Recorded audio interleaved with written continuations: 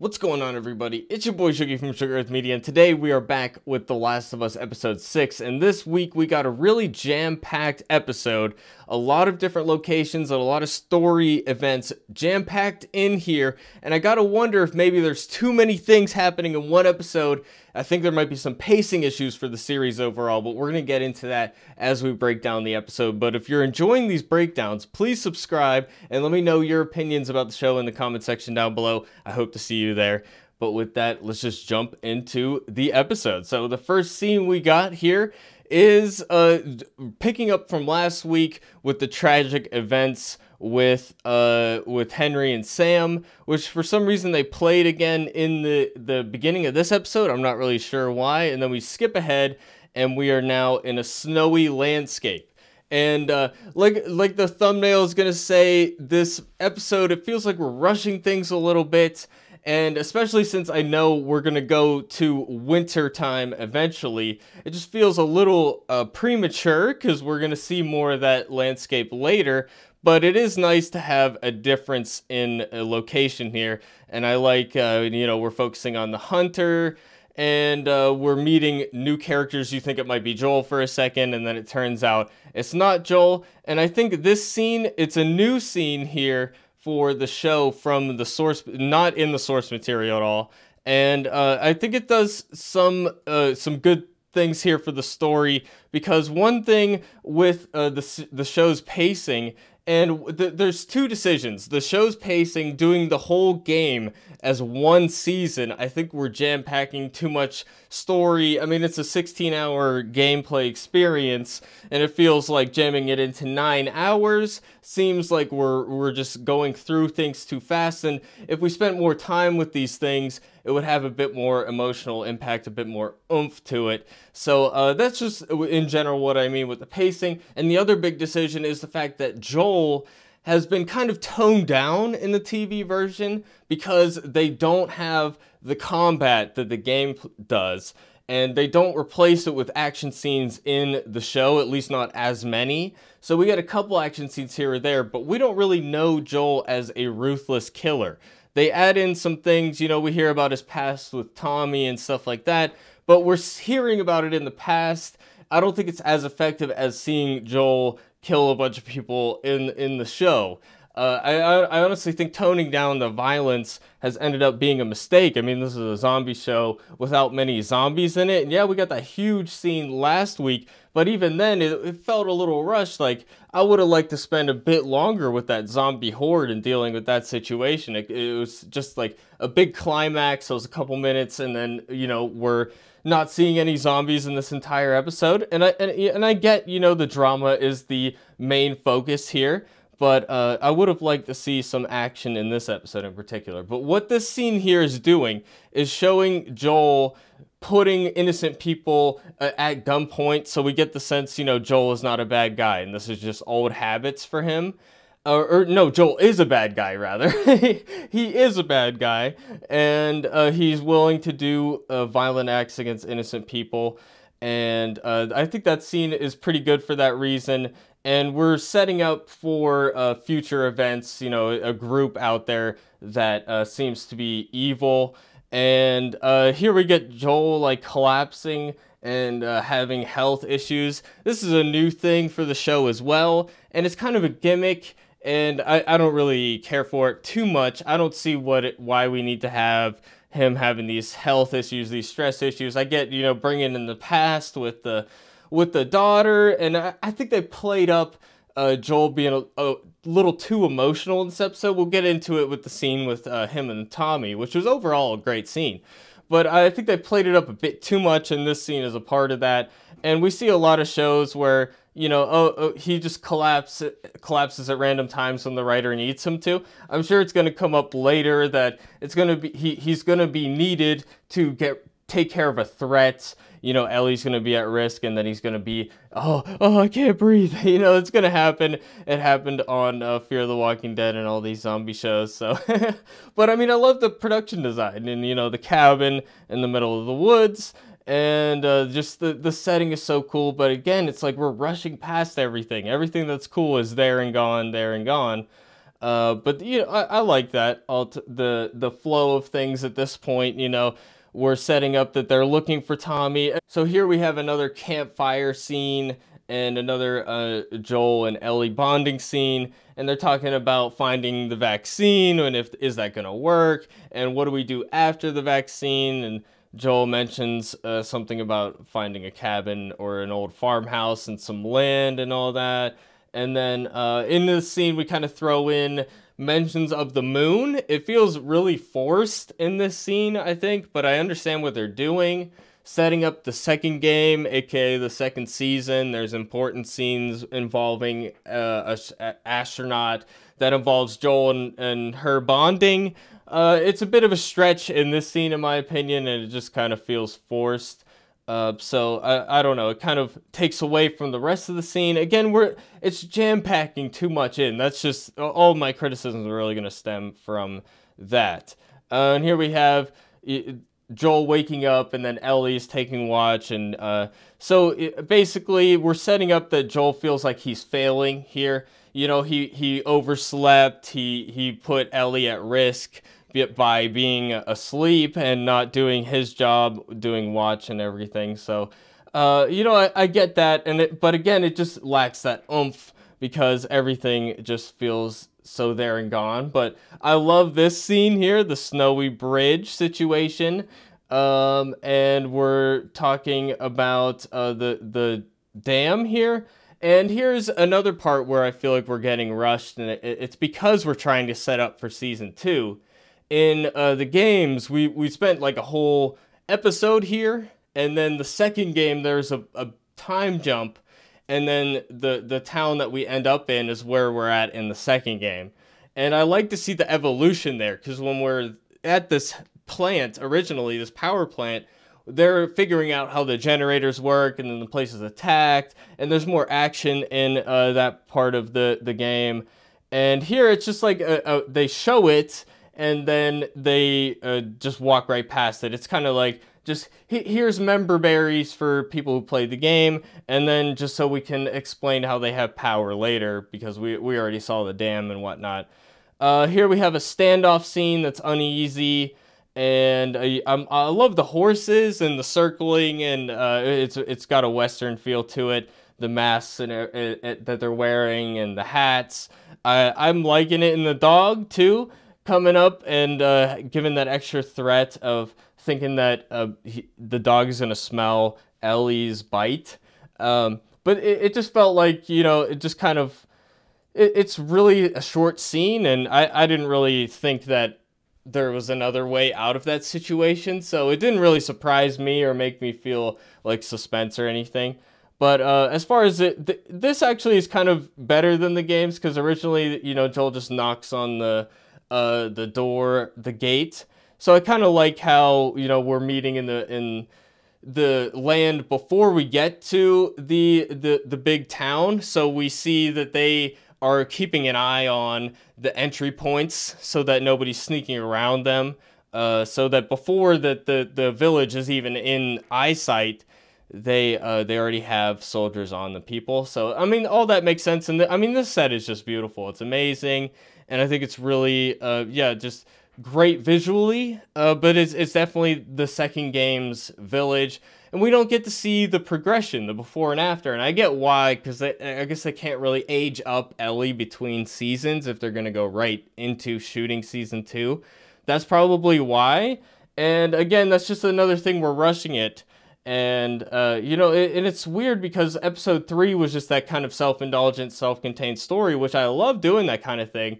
But I would appreciate doing that thing more if we could do it across 2 seasons and have even more of those storylines in there. We're going to get another story like that next week. I'm not going to spoil too much, but we're going to get another self-contained story. Whereas I feel like I would have rather cut one of those self-contained stories out and made this episode 2 episodes instead, just because there's so much in it.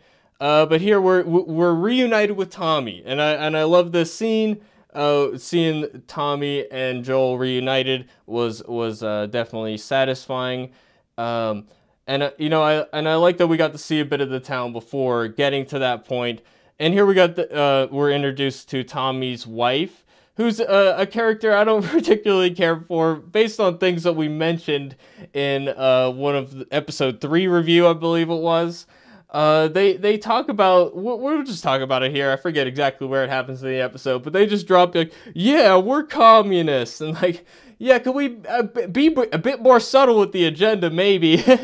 And it's just funny because the showrunner of the show wrote Chernobyl, and you would think he would know how terribly wrong communism goes. So fully disavow, big cringe on the communism.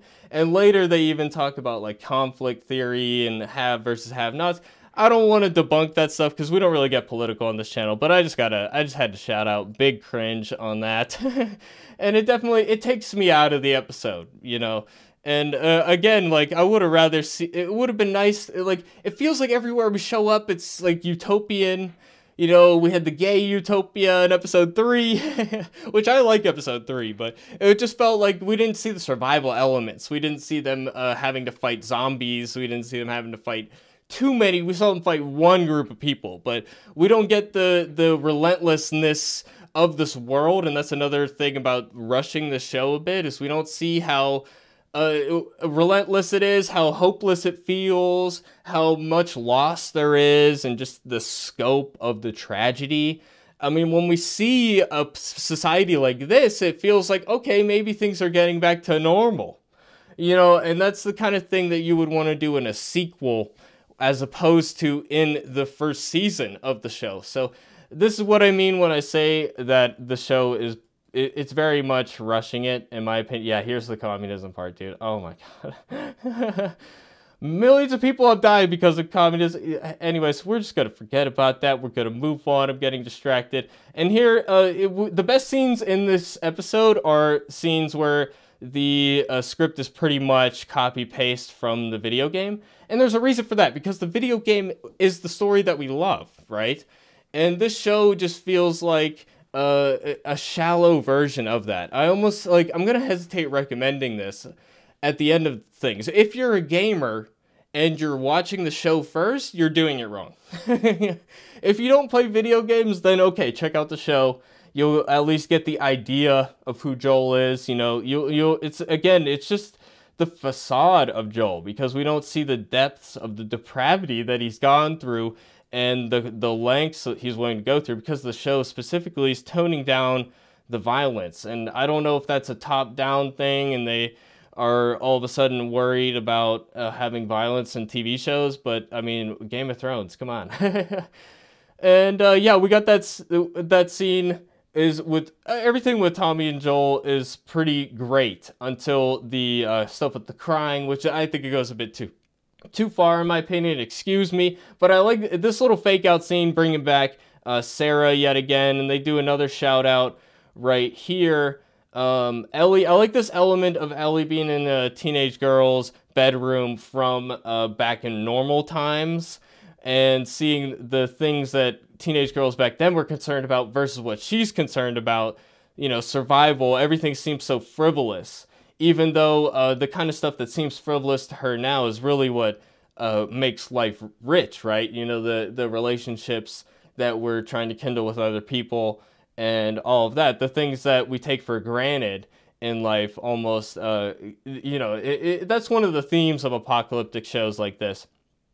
So we have Ellie and Tommy's wife here. They're trying to introduce Tommy's wife, and I don't really care so much about her backstory. She's a district attorney or whatever. She's the leader of this group, though, so I get what they're trying to do here. But part of me is like, wouldn't she have better things to do? But we go to the movies, and Ellie seems like uncomfortable with watching movies. She doesn't really enjoy, you know, the finer things like that. She's concerned about survival. It's not going to be a thing that's going to comfort her in her current state of mind, which I totally understand. And here is one of the pivotal scenes of the episode where Joel breaks down, and he first explains the whole backstory, which I don't know that we really needed all of this dialogue. Like, we have all this B-roll of Ellie wandering out throughout the city just so that we can skip the recap. It's like, well, you could have just cut that part out, right? But anyways, I like the first half of this scene Joel starting to unveil how he feels like he's going to fail her just the way he failed Sarah. I just feel like it's too much too quick. And especially right after a few scenes before that, they were fighting and stuff. And because there's nothing in between these emotional points, there's no transition. It's just one emotion, and then we skip a scene, and then the next scene it's a different emotion. And this happens again. It's worse the second time it happens. So that's the thing with rushing it. Like I said, the emotions, they just feel forced, and like, we got to get it on the schedule, man. We got to get it on the schedule. We have to get to the university this week. But yeah, like I said, I like the detail about the diary that she's reading. And the rest of the scene is directly from the game. And again, it's brilliant. I think the acting is really good. Bella Ramsey has won me over as Ellie, I gotta say. I think I appreciate her performance. And then we're intercutting, flashbacks of Sarah, which I don't think was necessary. I think we got the idea. And then that's the thing, like, Joel's like, oh, I'm leaving you with Tommy, and then there's just a smash cut to next scene. He's reversed it. I've changed my mind. There's no impact because there was nothing in between. So it's, again, rushing it. So it's hard for it to feel like an earned, satisfying moment. And I know it's just, in the video game, it's just like, oh, you just won some battles and there's some action scenes and stuff. It's something. It gives us some time to process emotions as opposed to just, on a snap, they're there. So, and then we're training with a rifle, which feels like too little too late. And then we're traveling. I love the travel shots. They're amazing. And then here's another little thing, like we're rushing it, but we're including dialogue from the game still. So they're talking about football before they get to the university. Wouldn't it be better if they talk about football after they get to the university? Because, like, oh, they see the mascot, and then they're thinking about football, and then you know what I'm saying. So I like this. It's pretty faithful recreation of the university scene. But we're here and gone. The university scene is just this 10-minute thing. It's kind of disappointing we don't get a whole episode here or half an episode. It just feels like pinned at the end. And the impact of Joel getting injured, it's hard to feel it as much. Or, maybe he's dead, right? Because we don't know what's going to happen, right? Wink. Sorry, I may have spoiled it for people who don't know. But, I mean, it'd be kind of weird if he died right then, right? So they ride away on the horse. Joel gets stabbed by the shady people. There are no fireflies at the college, of course.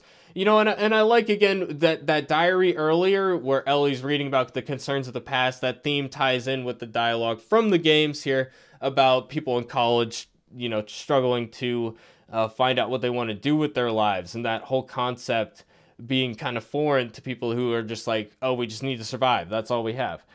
So, and the altercation at the end is fine. It's just like not as suspenseful or impactful of a scene as it could have been, as it really should have been, in my opinion. So, I don't know. This episode, it's a good episode on its own. And if you're just a show fan, you're probably like, what are you complaining about? But it's just like, it's hard. The Joel and Ellie relationship is really what made the original story work. And it just feels like we're jamming in all these story beats.